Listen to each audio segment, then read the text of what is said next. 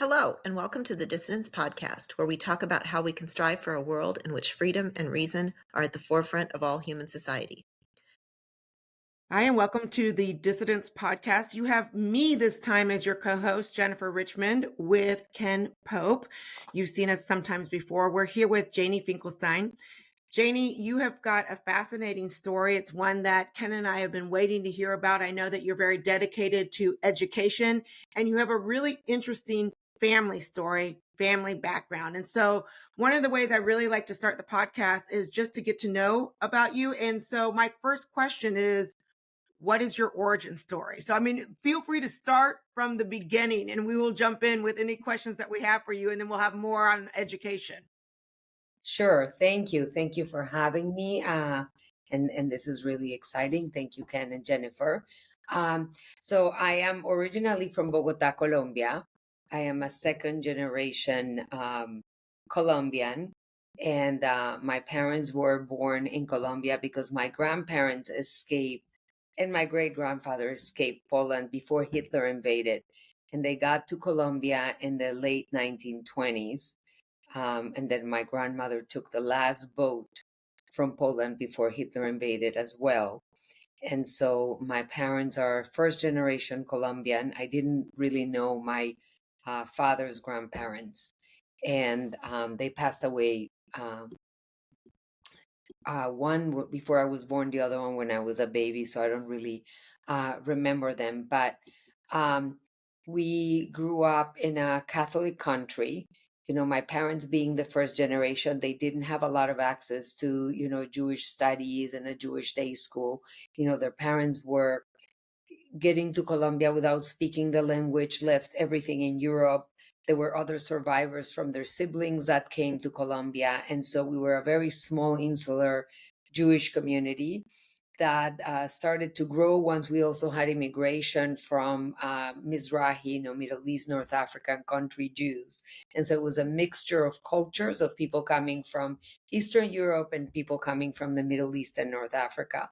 And being in a very Catholic country and us being so committed and so proud of who we were as Jews really involved for us to really grow up and be sort of in an insular environment, really to be around mostly Jewish friends on the weekends and in the afternoons, and not really having a huge interaction with the regular, society in Colombia. However, Colombia was a place that really welcomed Jews, the government and the officials that allowed for Jews to come in, whether they were being, persecuted in Eastern Europe or whether they had to leave Middle Eastern countries because they were expelled. Colombia welcomed us. And so we were very um, grateful to be part of the community. Because we were second generation, we were fully involved and immersed in the Hispanic culture. And so it was a culture where, we celebrate bar mitzvahs and weddings, but they were really full of like Colombian food and the salsa and merengue alongside horas. So it was very interesting. Of course, our first language was Spanish, and we spoke English and learned English because it was the necessity. Um, Myself and many of my friends, we went to a school that had started years after my parents were already adults. And so having the opportunity to be in a Jewish day school allowed for me to really learn who I was, where I came from, to be proud of who we are as people, not only in terms of the religion, but really our connection to the land of Israel, our Zionism, our values, and really our common heritage. Whether we were with Sephardic, Mizrahi, or Ashkenazi friends, we had that commonality. There were kids in the Jewish community that did not attend the Jewish day school, so their experience might have been a little bit different. We also in the Jewish day school were very aware of concerns of safety. So Colombia has always been a country that has had political upheavals. There is a transfer of power between mainly two political sort of the same as here, the Democrats and the Republicans. But The issue is that we also had armed guerrillas. And so we had armed guerrillas in the middle of the country and also armed guerrillas that around the big cities, like where I grew up in Bogota, they put bombs and they threatened people, and there were kidnappings for ransom in which Jews were also targeted because they knew that the Jewish community, even if the family wasn't wealthy, would pull together the money in order to fund for the kidnapping to sort of be resolved. We also were just under threat. So we had security around the Jewish day school, the Jewish country club, the synagogues, or any Jewish setting that was established. We always had security. So I grew up having armed guards in the school buses because of the Jewish day school. And also we had armed guards around the Jewish day school as well, which made us be very aware. And coming from people that escaped the Holocaust and pogroms that they experienced in Eastern Europe, that we were not really fully safe as Jews. We were never really fully safe. We could be targeted in any moment, whether it was around the temple or the Jewish day school or just because we're Jewish. And so coming to America really provided sort of like a new beginning of feeling just proud of who I was and not needing to worry about safety. And really, that was one of the reasons why my husband, who also is a second generation born Jewish in Colombia, we decided to come here for studying purposes and then decided to stay. So in Colombia, not only did we have the armed communist and sort of guerrilla movement that was involved in the kidnappings and killings, we also had the drug lords. So there was a huge sort of business going around, cocaine and marijuana, and, the drug gangs in the times of Pablo Escobar really also had a very powerful army, and so they sometimes in the middle of the country would get supported by the armed guerrillas to sort of guard their established, plants or their established way of conversion labs. And then as a third issue with safety is that the people who were murdered by the armed guerrillas sort of wanted revenge in their families. And so they sort of formed a paramilitary organization that sometimes also had a lot of powerful weapons and powerful armies. And so you had a government that was a democratic government, but you also have all these factions that were sort of violent with each other, inciting violence with the population. And so you never felt that things were settled. There were times during different presidents that things felt a little better, but it wasn't ever a time when you felt you could just go out into the street. I never really walked freely on the streets. I never took public transportation in my life. I never walked alone with friends at night anywhere, or really during the day, very scarcely. It wasn't a time of cell phones either, so that our parents could really know where we were. Colombia did allow me to grow to become who I was because the Hispanic culture is also very much focused on family, which is alongside what we were experiencing as Jews, and is very much focused on the values of sort of community. And so that also embraced who we were. So it's a strange way to describe the mixture of being Hispanic but also Jewish, and we carry both with a lot of strength in who we are.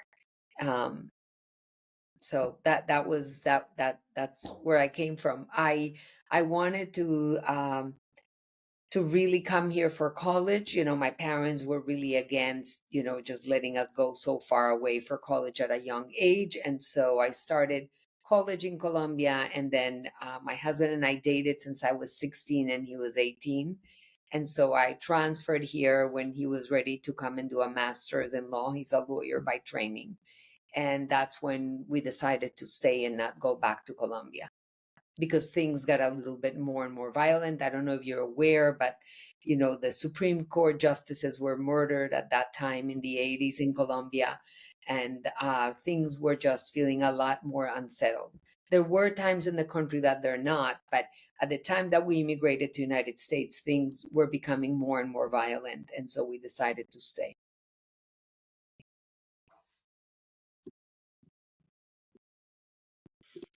So let me make sure I There, understood. So your family immigrated from Poland to Colombia, and then now Colombia to the United States. You still have family in Colombia?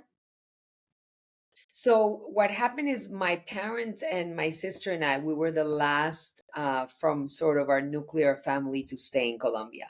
My father and mom, their siblings were already living and had left to live to the United States for different reasons. Some at a younger age, some later. I come from a family of scientists and engineers and researchers, and so they had all immigrated to the United States. And my grandparents also moved to Florida because my mother's younger sibling, he was mentally handicapped, and so my grandparents couldn't take care of him in Colombia. He would have been placed with sort of people that are mentally ill. There wasn't sort of that healthcare sophistication for him, and so because he was placed in a school for kids that had mentally handicapped abilities, then my grandparents moved to be closer to him in the United States. So really my parents, my sister and I were the last ones. I don't have any direct cousins or direct family left in Colombia. Everybody was here before we did. Just a quick question about the Polish ancestry. Have you had a chance to go back there and visit where your family came from, or do you still have family there? That's a great question. I don't have family there, so my husband and I decided that we were going to go with our kids, our adult kids, to Poland, and we were going to go back to visit some of the places where our grandparents were, where they grew up. And with our kids, we went through that, and we also went to some of the concentration camps. It was important for our family because it had been such movement. So we came from Poland, and we stayed only 2 generations in Colombia, then we moved again. And so for us, it was important to go with our kids to see where was it that sort of it started for many generations before. Then the following year, we went to Colombia, and we visited all the places that my husband and I grew up. Colombia, in between my kids being very young and then being adult, we didn't really visit Colombia because it just wasn't the place that we wanted to bring American kids to. And so it took a huge gap, probably about 20 years before we went back with our kids to Colombia, which was a long time. So we did go, and we had a really interesting experience. My husband and I met our kids in Poland. They came from the United States. We were coming from another place. And the minute we landed in Poland and we got off the plane, I started to have a really strange feeling. And it's hard to understand, but I had felt I had been there before. That had never happened in another country that we had visited, that I had never been there before. But our grandparents were such a big part of our upbringing. We lived in a little shtetl in Colombia, really. We kept to ourselves. The grandparents lived very close to where the first generation of Colombians, which were my parents. And so I really felt this sense that I had been there before. It's very hard to describe, but the place didn't feel unfamiliar. Just even being in the airport in Poland. And then the more we experienced Poland, we went to Krakow and Warsaw, the more things were just so familiar, from the food that I always thought was Jewish food. It was actually Polish food. Or even in Krakow, seeing in the middle of the plaza, they were selling fava beans. And my grandfather and his siblings always ate fava beans. And I thought, oh, that's a Jewish thing. But they sell fava beans everywhere. And so there were so many, like the schnitzels, or so many things that were just, wow, I feel so connected. Years before, my family decided that we were going to get our Polish passports. My cousin started the process, and because he started the process with all of our grandparents' passports, all of the documentation from Colombia, so you can imagine just getting that and getting everything translated into Polish. We got our Polish passport, so that also helped me to feel even more connected to my grandparents when we went. And my kids also, felt that connection. They knew my grandmother when they were growing up. It was nice because what we saw in Poland is that there's almost like a resurgence of Jewish community. There was a JCC, and it made me feel really, excited to see that. But we also felt some concerns. You go to Auschwitz and and you see a lot of like t-shirts being sold, and there's a McDonald's next to it, and you sort of have this sense like, first we were murdered, and then there's all this paraphernalia being sold, so we're going back and sort of financing to see how we were murdered, even though it's such an important trip. But there's something sort of uh, just very ironic about it, in a way, that we're there and we're getting things because they're from Poland, but in a way we're also there because we want to see all of the sites where this took place. Going to Majdanek, one of the concentration camps, actually is one of the ones that the Nazis couldn't destroy before the Allied forces came in, so it was like left intact. But then you also see like people running and jogging through Majdanek, and you also see like apartment complexes overlooking the concentration camps and a playground right next to it. And it's a little bit disorienting, such a sacred place, such a horrific place for us, and it just it seems to be just one more place to run through, and Right. one more place to sell paraphernalia in the other concentration camps and put a McDonald's. So we were left with a lot of puzzles and, just paradoxes in ourselves and just wonderings. I want to take some of that emotion into today, but before I do, Jany, I also went to Poland, went to Krakow, went to the concentration camps. And I think one of the things that I want to do with education, so we're going to kind of bring this into the education spaces, I think that is something that every child needs to go and see. It needs to understand, because I feel like we've become, particularly in America, so removed from these ideas and these historical circumstances that this is one of the reasons that we have seen some of the trends that Ken and I follow in America today that, kind of smack of some neo-Marxism. There's just this lack of history and lack of understanding of anything outside of, our small, very insular world. I know that you are an education activist, and I'm hoping that you can tell us a little bit more about what really is your passion in education and what is your focus in education. Yeah, sure. I just want to have a caveat that in terms, of Holocaust education, this generalized hate biased education, and really an attempt to place anti-Semitism within that generalized sort of hate bias Holocaust genocide education. It doesn't really address anti-Semitism without the historical context, without World War II, without the history of anti-Semitism. So I just want to put that caveat. So one of the things that is important to understand about education is that it was very clearly instilled in me by my parents and by my grandparents that education, like your values, like who you are as a person, is the one thing that nobody can take away. And sort of we grew up with this mentality: what do you need to make sure that you have in yourself that nobody can take away? And so my grandparents brought that with them, without being educated themselves. They brought with them sort of that understanding from Poland.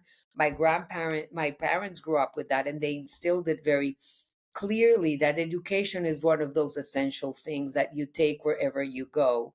And like my older daughter said when she had a second grade immigration project, what did you learn from your parents and grandparents? She's like, pack light and run fast, as a joke, sort of like that mentality that you always have to be ready to go somewhere else. And what do you need to make sure that you develop and you bring strength within yourself so that you can take it anywhere. I think it was just it was a psyche in me. Going through immigration in any country was always something like very anxiety producing. The moment to show passports, it's just sort of that transferring of the immigrant story that just goes into your emotions. So education was what you can take with you.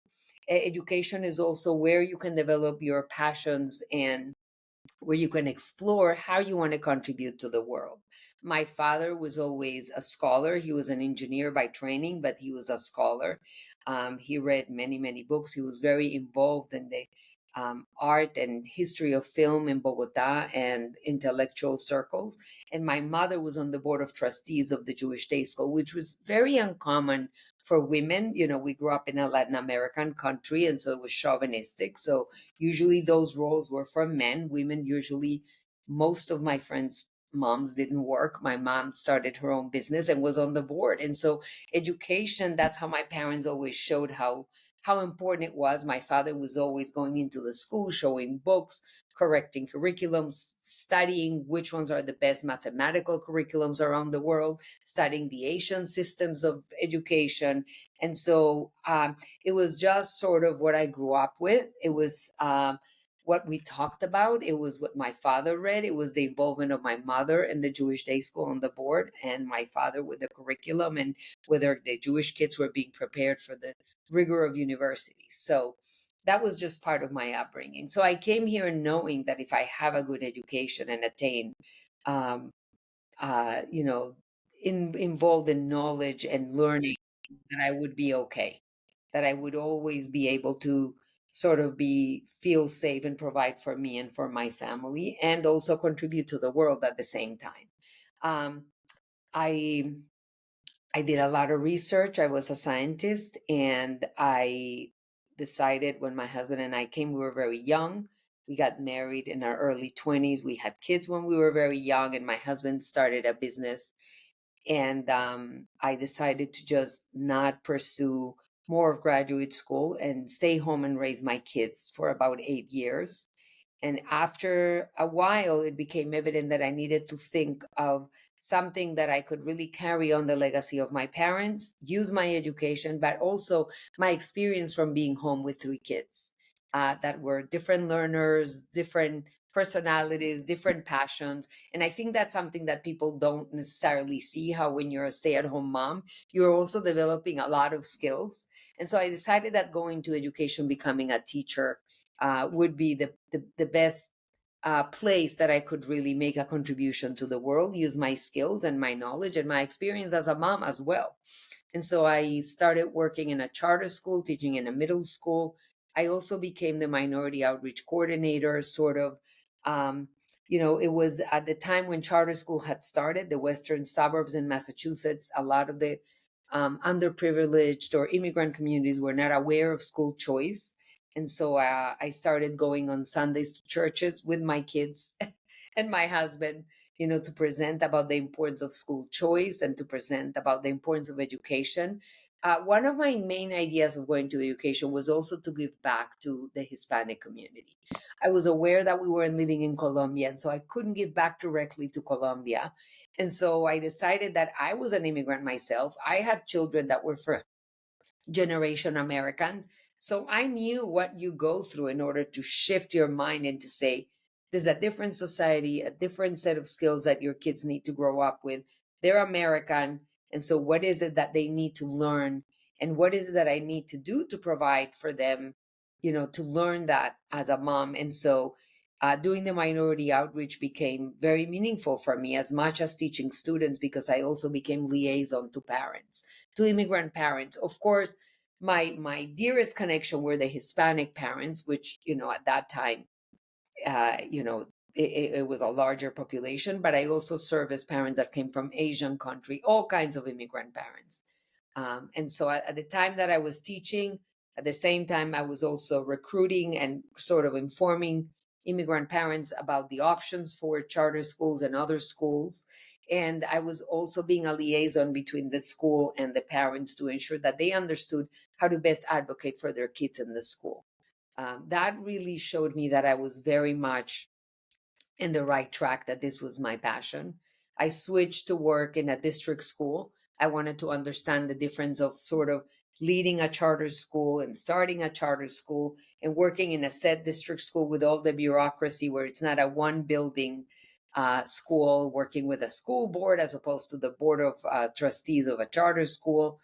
And it was very interesting, the change. I was coordinating curriculum. I also became an instructional coach, and I worked for many years doing that. I provided a lot of learning experiences for teachers. So I was in charge of doing professional development for teachers, offering courses for their recertification, training them in classrooms, looking at student data, doing interventions, modeling lessons for them, creating lessons with them.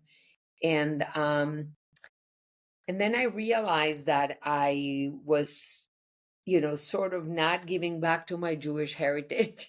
After many years in public school education, I felt like I needed to do more, that there was something about my connection to being Jewish that I wasn't addressing, even though I was addressing the other important pieces. So that's when I started to reevaluate what involvement in education can I rethink that has not necessarily involved being in school. So I was in schools for about almost 20 years. That's a great story. It sounds like you've really been committed to this for a long time. And uh, just something you said really kind of stuck with me, and I just wanted to get your take on it. I think it was your dad or someone in your family said education is the one thing they can't take away from you. I think that's a very true statement, and I think I love that it was such an important part of your family life. I think today, though, what kind of worries, Jen and I, as we're seeing this, and I, in my role now, is I go out and talk to a lot of students. I was a former college professor, but talk to a lot of K through 12 students now, and teachers and parents. But I guess our concern is what's being put in the kids' heads today that we might not be able to take that away either. So, and my question, I guess, to you is, so how do you, from what you're seeing from where you are, how do we, for kids who have been kind of subjected to these kind of what we would think are some dangerous ideologies, how do we counter that now? How do you see that going from your perspective? Well, let me just say the segue into I started to notice as an instructional coach and curriculum coordinator the shift in education, in the sense that during staff meetings we always explored and analyzed data and looked at different patterns of different populations of students, or where they were excelling, where there were perhaps lack of opportunities or something that we were missing into why not all students were excelling across the board or taking AP physics or calculus or AP English or any of those subjects by the time they got to the high school. And we always sort of had these really inquisitive minds, and slowly at some of the faculty meetings the questions started to be mostly about examining our racism. And we have to examine our racism in these workshops on multicultural education and racism. And I remember thinking and voicing, because, when you work with colleagues for a long time, many years, you feel very comfortable. People know the quality and the commitment and the rigor of your work. And I said, is examining our racism the only question we need to ask? Because in the district that I was working in, we also had kids from different disadvantaged backgrounds. We had also kids that were being bused from Boston, whose parents, had a long way to reach the schools in the district to be able to really fully participate as parents. So I was really sort of exploring, we need to do parent workshops that we offer in the district, also to offer them in the Boston area for the parents that really can't commute, to come to our nighttime meetings or morning meetings, needed to have summer programs for the kids to transition between elementary and middle school to sort of beef up their skills for math or science or reading and writing.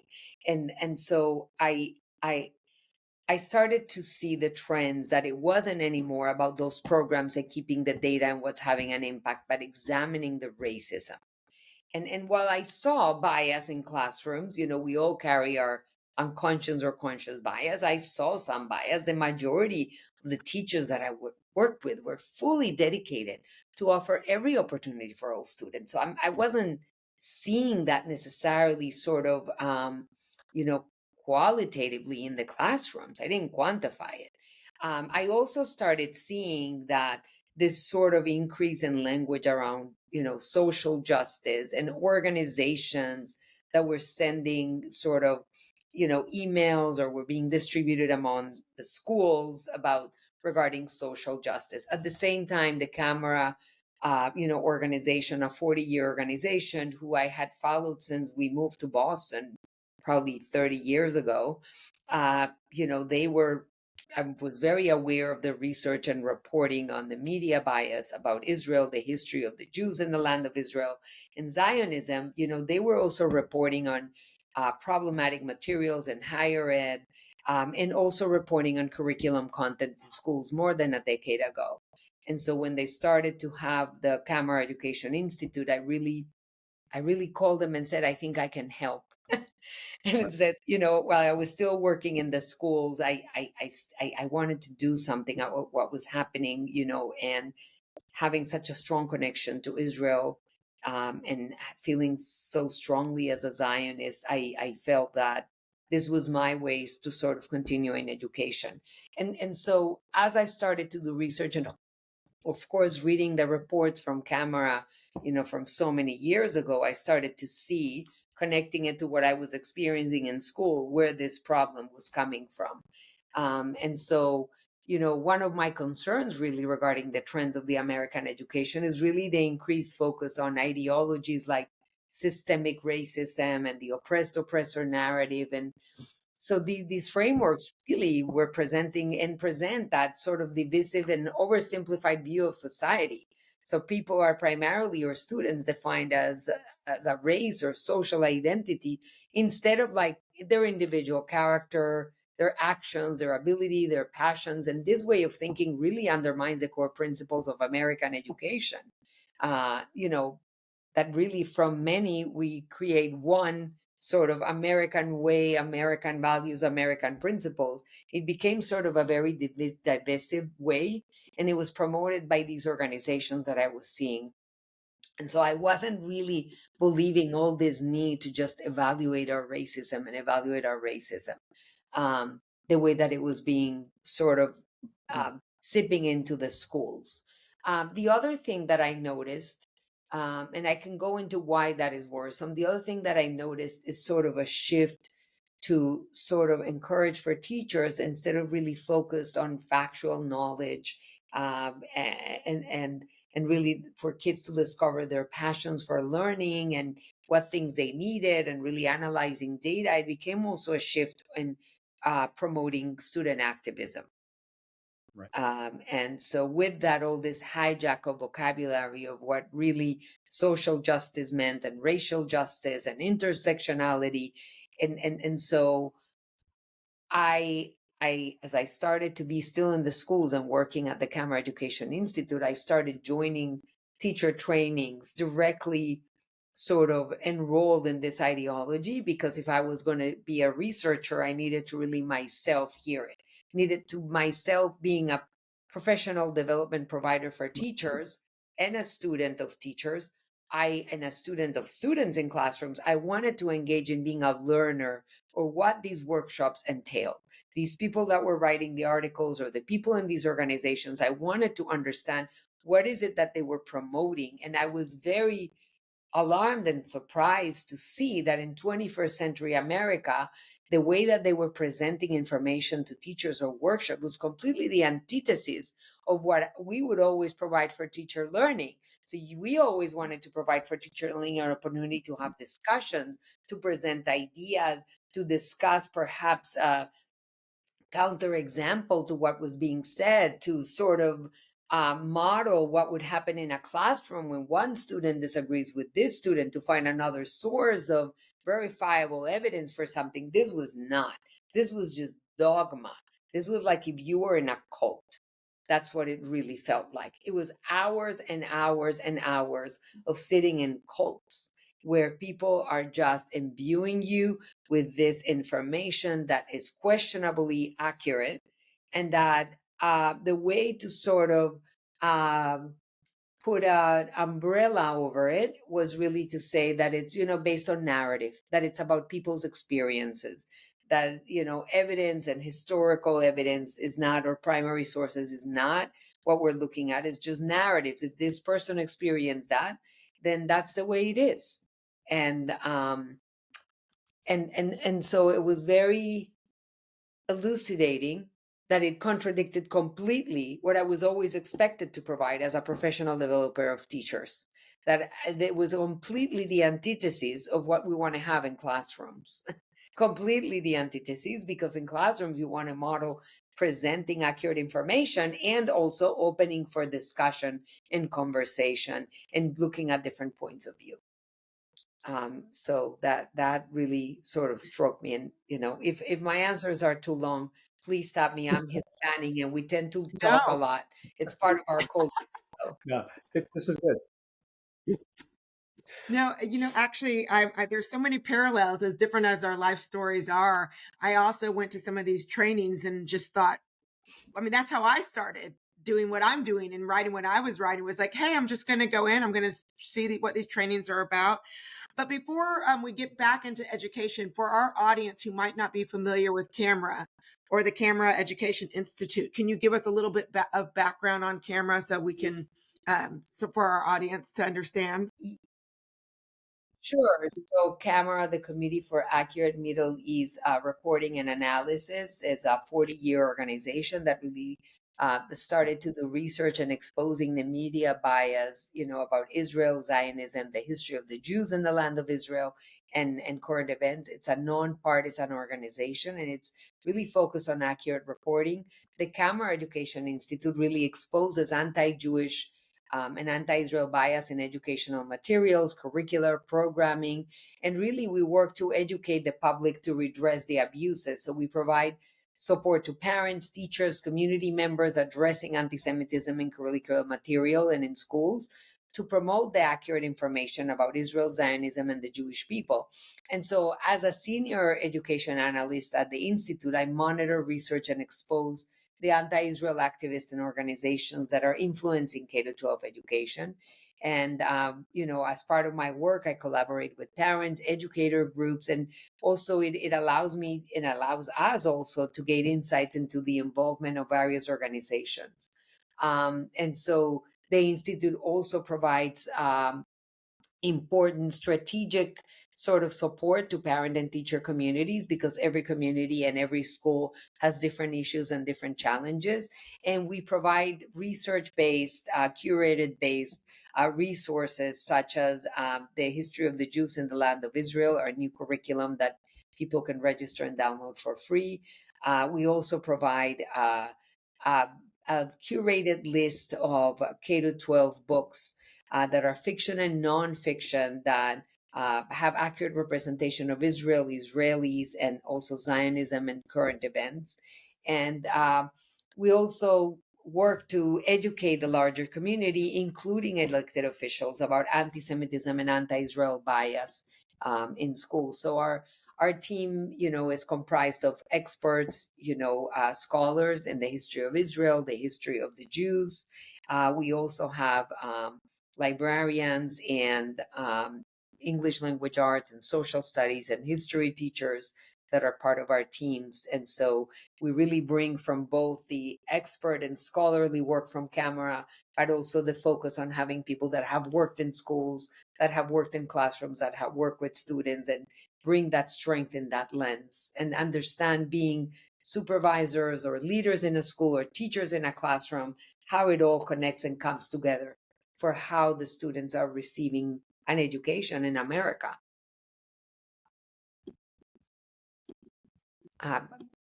Does that? And of course, Yeah. after October 7, the work became, after October 7, the work became a lot more, fast paced and intense, because, we were discussing and being involved with people in different districts across the United States. And we were also involved in researching the same organizations, but with a lot, they had come out with a lot more strength, pushing through what they were trying to imbue into schools and into kids, and a lot more production Mm-hmm. of their materials that we needed to monitor and to sort of expose, but also research and produce Well, reports. again, for our listeners, I would love, I mean, you're researching this, you're on, at ground zero with this. Some people, because they're not attuned to anti-Semitic language. I mean, Brandy and I have talked before about the meaning between from the river to the sea. A lot of people just, for, someone who isn't Jewish or not in the Jewish tradition, these are new slogans, these are new dogma. that, they don't see any harm because they don't know anything. They don't have the history there. Can you give us, from your research, whether it's from October 7th to today, or even prior to October 7th, some ways that anti-Semitism shows up in curriculum that maybe, your average Christian, or not even non-Christian, but non-Jewish parent may not see. They may not understand why it is anti-Semitic, so that we can start to identify it ourselves when we see it.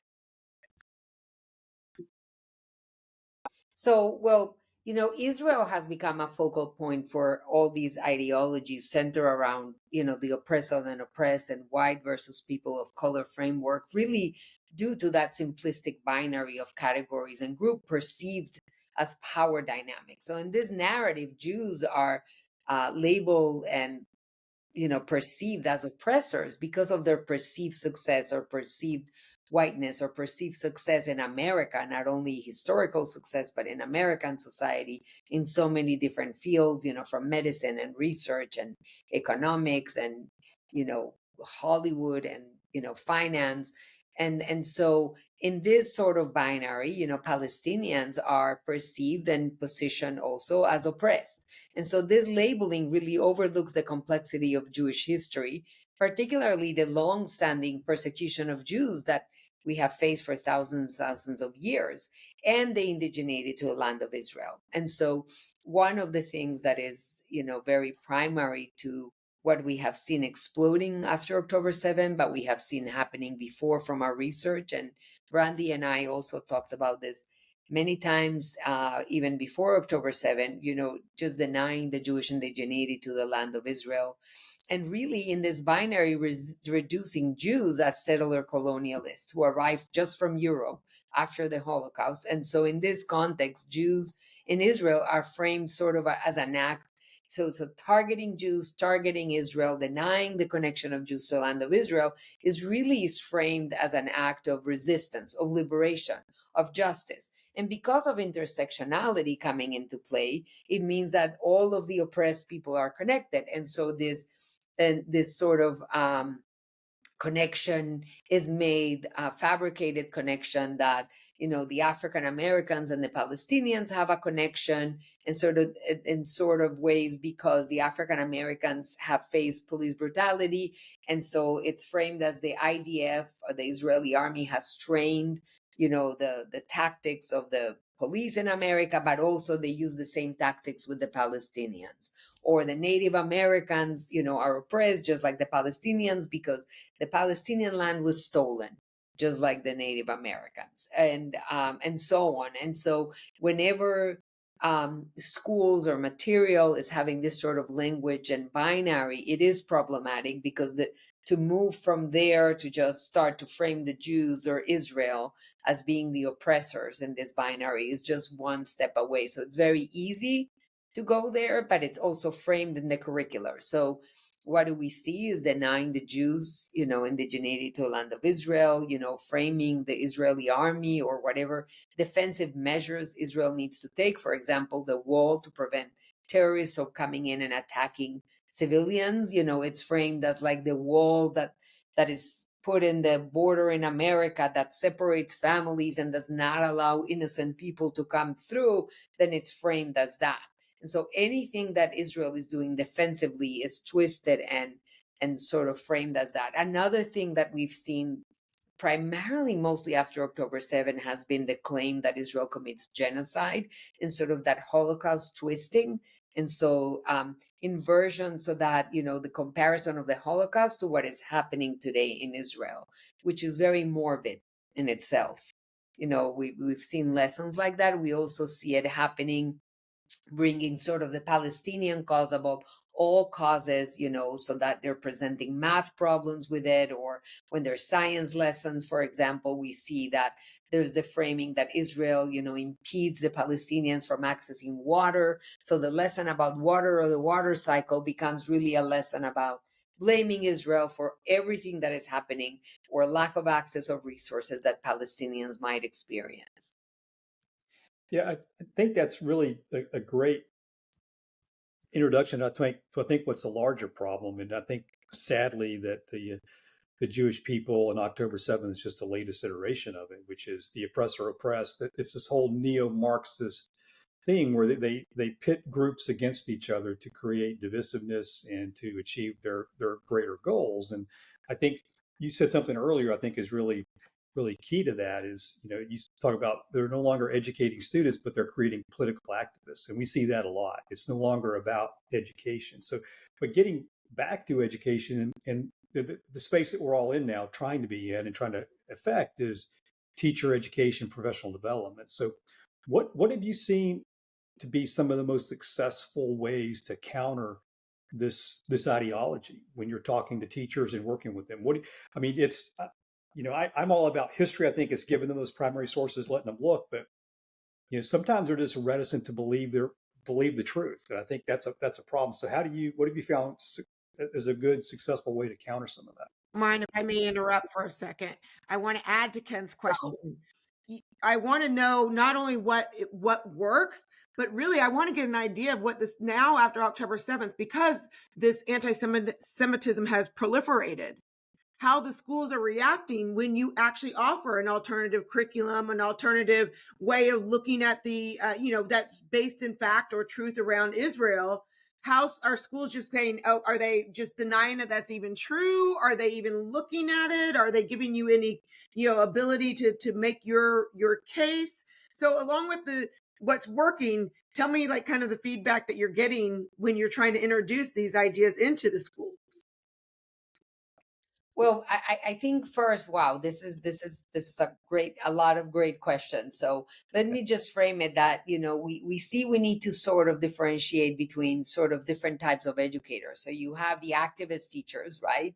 The ones that are the concerning segment of teachers actively seeking to indoctrinate students with their ideological beliefs. They have stated their intention. Some of them have also intended to disconnect their students' Jewish identity from Israel, or threaten Jewish families who voice opposition to their political ideologies. And so that's sort of one set of teachers. Then you sort of have the misguided teachers and really lacking sufficient knowledge of the Middle East, of history, and inadvertently promoting the misinformation. So they rely on social media or politicized academics or sort of media sources, like the New York Times, sometimes also CNN or PBS or, NPR. And so these teachers may share these skewed perspectives because they're actually not having access to accurate information. And in their training, they really didn't have to engage extensively with accurate information. And so we need to provide them with accurate fact-based materials to enhance their teaching, which is why part of the work of the Camera Education Institute is providing those resources. And then you also have a set of teachers that are focused on factual knowledge. So they're committed on providing students with the skills, knowledge necessary to be responsible American citizens. And so these educators strive to teach without ideological bias. They really do not promote their own beliefs in the classroom, and they deserve all the support that their community, their school leaders, and the school boards need to give them in order to continue this important work.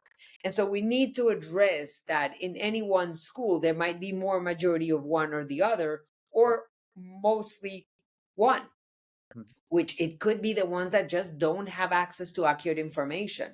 And so that is something sort of that is important to bring here. And then the other piece is really, the role of school boards. So, in school boards, public school education in America is really, overseen in terms of the school boards, in terms of their policies, the budget, the overall direction of the local school districts. They're responsible for ensuring that the schools meet state and federal education standards. They make decisions about curriculum, hiring district staff like the superintendent, setting the budget, ensuring the proper use of resources. And also they're sort of the ones that are the connection between the community because they're elected, and so representing the interests of the parents and the community, but also the connection to the teachers and the schools, and so making all that process.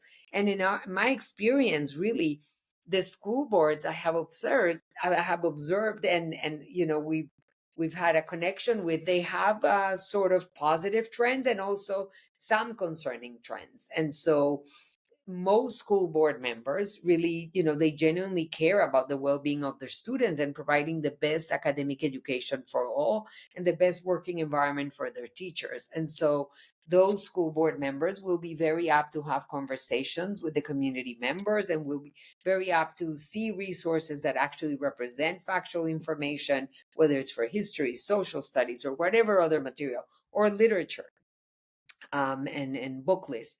But it also is something that it's important to point out. As a Jewish organization, as a focused on education, as a think tank and research organization, I think it's important to point out that the most important role to come into the schools and bring material and point out the excesses in the curricular, it really is the parents and community members that need to do that. We're the strategy partners. We may plan some meetings with them. We may join some meetings, but the torch is carried by the community that is there. And so that's important to point out. We're not there to represent them, to speak for them, to take over them in any shape or form. They really are the ones that carry the torch, and we sort of give them materials. We become strategic partners. And so with that, we've seen, a lot of openness to really understand and see important resources to bring to their teachers. And we also see school boards and, leaders in a school like superintendent or assistant superintendent of curriculum and instruction that is in charge of all the teaching and learning that happens in the school be themselves very biased and committed to promoting this ideology in the classrooms because they themselves fully believe in it. And so you have to take each case, each district, and each school separately and really understand what are the circumstances and where are the problematic issues that are arising. Is it just student behavior and code of conduct? Is it teacher behavior and really teacher lack of professionalism? Or is it the curricular materials and the contracts with consultants that the school has engaged in that is coming from? And how much strength needs to be brought by the relationships to be formed of the concerned parents or concerned citizens of the community with that school. So it's not just bringing the material and everybody being open. It's really a whole process which takes time, takes thinking, and it's really something that it's not a one and done.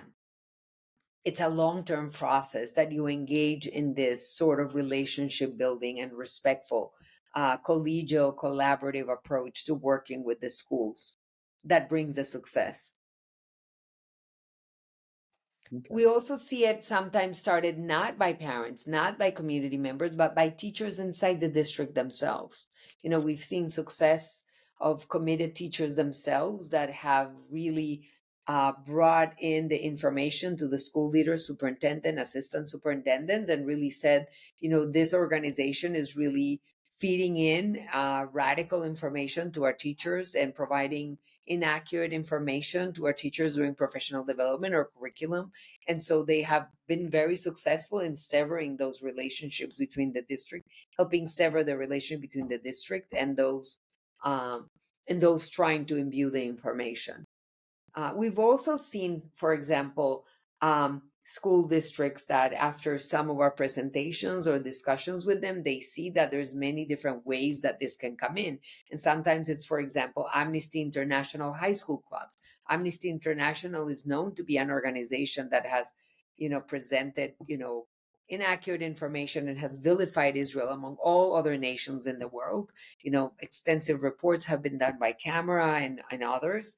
And so they have high school clubs like Amnesty International high school clubs may be also a source of this information being embedded in schools. So having a conversation with some of these leaders, I know of one district, for example, that did not allow for an Amnesty International high school club to be reinstated the following year, knowing that this is where this was sipping in.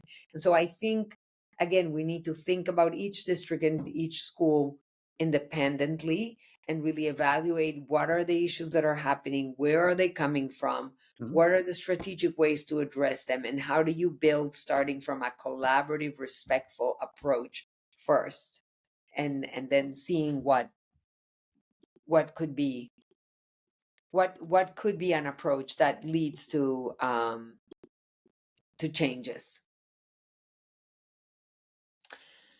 One of the things that is important, which I'm sure that you're aware, is that addressing anti-Semitism alone, is not the only way that is really going to be addressed, because this phenomenon is not just a Jewish problem.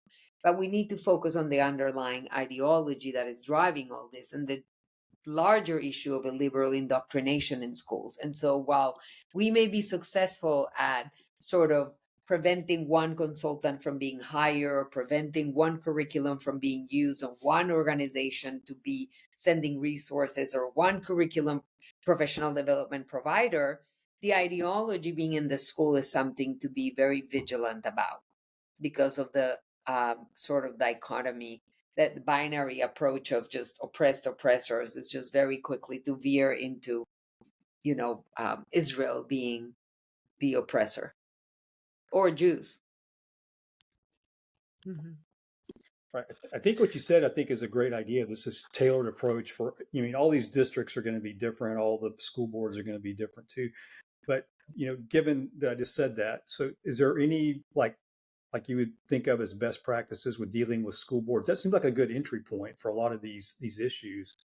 Is there things that you've seen that work better than others when you deal with a school board, or when you encourage or kind of coach a parent or other groups, to community activists or whatever, to go into a school board and to get something done in a positive manner? Yeah, so some school boards, in an effort to be more sort of progressive or avoid controversy, can sometimes shy away from an open dialogue with parents. And so one of the things that is important to keep in mind is that the transparency and accountability are crucial, because it builds trust. And so when the school boards are not fully transparent about what's happening in classrooms, or make decisions behind closed doors without proper consultation with the community and a proper process, it erodes the trust. And so the decisions that the school board is making, the conversations and what they're evaluating in that moment for the school, that transparency and that sort of involvement of the community is key. So that's one important part for the community to really bring that trust and to have a public discourse of what is happening. And also for the school boards to realize that they need to have a balanced, objective approach to their policy decisions, and not necessarily be promoting one ideology or another. So it should just be focused on ensuring that all students are prepared to succeed academically, and also educational decisions done also in the best interest of the entire community, not just ideological perspectives. So when you have that is really an opportunity for success, in order to be focused on the education of all students. However, when that does not happen, we've also seen communities that have really gathered resources and really sort of moved themselves to promote new school board candidates, and have been able to sort of move the board more towards that accountability, transparency, objective, neutral sort of policy overseer that school boards need to have. Okay.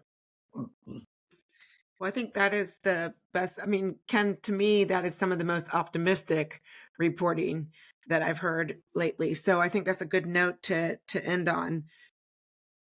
Jany, thank you so much for sharing your time, your experience, the work with camera, your personal life, which is just fascinating. Poland, Colombia to the US. And I hope that we can keep in touch and continue to work together on combating some of these ideologies. Well, thank you so much. I really appreciate the opportunity, and it was wonderful to have this discussion. Thank you.